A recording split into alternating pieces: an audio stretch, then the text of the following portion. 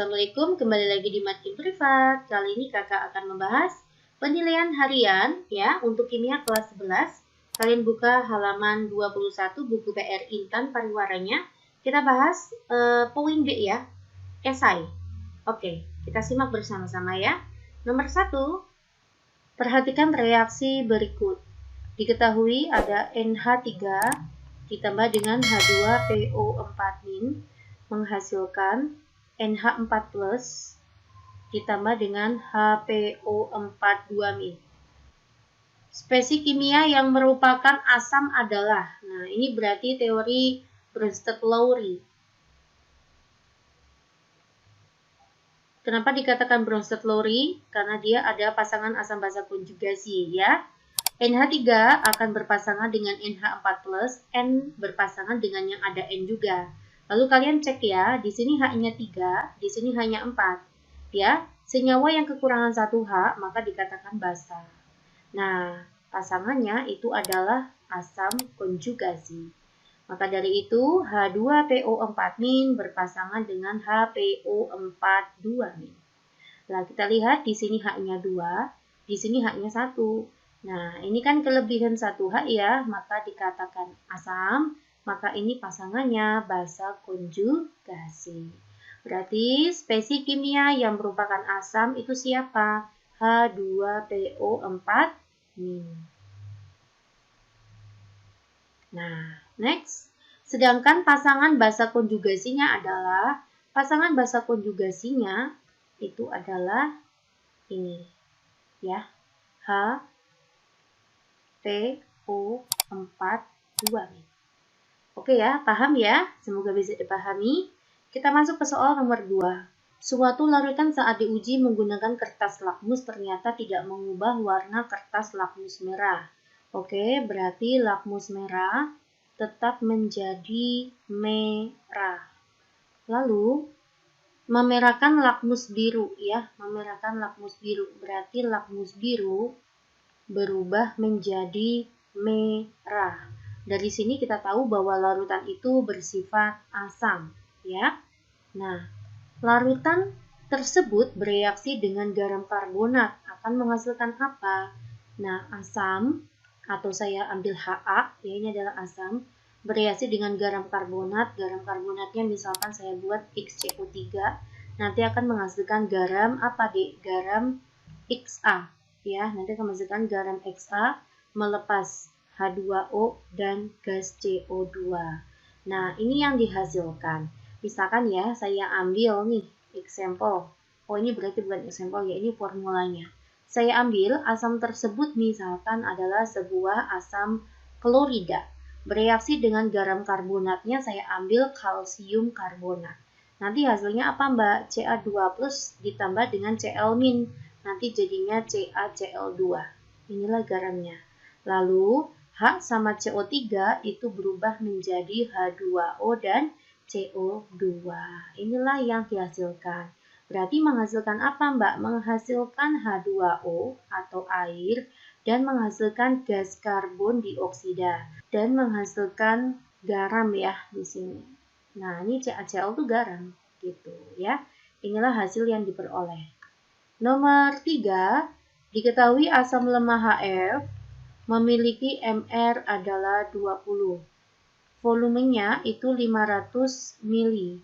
Apabila nilai pH-nya itu adalah 3 - log 3, maka berapa kasih masanya gitu ya. Kita tahu bahwa asam fluorida itu adalah asam lemah, maka H+ sama dengan akar Ka dikalikan M. Jika pH-nya 3 - log 3, maka nanti H+-nya berapa? 3 kali 10 pangkat min 3. Begitu. Saya masukkan ya di sini ya. 3 kali 10 pangkat min 3. Akar Ka-nya itu adalah 3 kali 10 pangkat min 4. Nanti M-nya ketemu. Kedua-dua saya kuadratkan. Maka 9 kali 10 pangkat min 6 dibagi 3 kali 10 pangkat min 4. 9 dibagi 3 itu 3 ya. 3 kali 10 pangkat min 2. Inilah konsentrasinya. Kenapa kita butuh konsentrasi? Karena rumusnya konsentrasi itu adalah gram dibagi mr dikali 1000 dibagi volume dalam bentuk mili. Ya, gramnya berapa? Kita tidak tahu. MR-nya itu adalah 20, di soal ada. Dikalikan 1000, volumenya berapa? 500. Konsentrasinya sudah ada nih, 3 kali 10 pangkat min 2. Nanti masanya ketemu, ini kan 2 ya. 2 hilang, sini 10, maka 3 kali 10 pangkat min 1 atau 0,3 gram. Paham ya, Dek ya? Nomor 4. Jika larutan HNO3 mempunyai pH yang sama, diketahui pH HNO3 sama dengan pH H2SO4. Nah, kalau pH-nya sama dan dua-duanya asam, itu artinya H plus-nya sama. Tapi kita harus cek dulu, HNO3 sama H2SO4, apakah sama-sama asam kuat atau sama-sama asam lemah?